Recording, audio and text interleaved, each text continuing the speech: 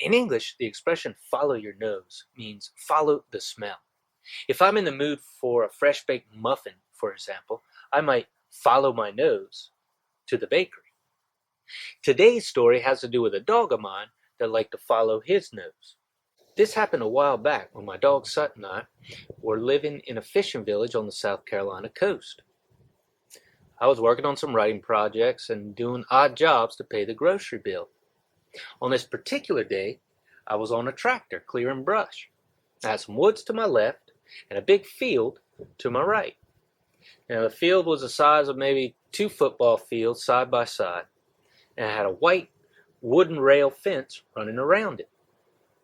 So I was on the tractor clearing the brush between the field and the woods, when all of a sudden this big buck deer burst out of the woods. Big deer. I guess he had 8 points on his antlers. He jumped in front of the tractor, cleared the fence, and shot across the field. Now, when they're fleeing, deer don't run away. They bound, they leap, they spring. And they cover a lot of ground with each spring. It's almost like they're flying. So this deer couldn't have touched the ground more than 8 or 9 times before disappearing into the woods way on the other side of the field. Now, no sooner had the deer disappeared into those woods than my dog Sut appeared from these woods. Sut was a big field springer, stocky springer. He was about 65, 70 pounds. He had big, shaggy brown ears. And he came out of the woods at more or less the same place where the deer had come out of the woods. I just assumed the tractor had scared the deer up. The tractor makes a lot of noise, but now I think it was probably Sut.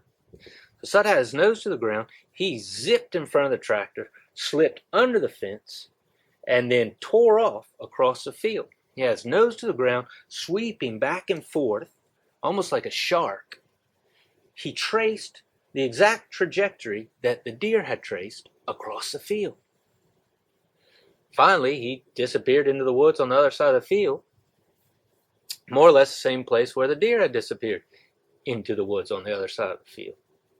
And there was no danger of Sut ever catching the deer. By the time Sut was halfway across the field, that deer was halfway across the next county. Sut came back a little while later. He was exhausted, empty-handed, but clearly ecstatic. A dog like that lives for adventures like that, and so do I. I still get goosebumps thinking about it. As far as I know, Sut never laid eyes on that deer. All he had to do was follow his nose.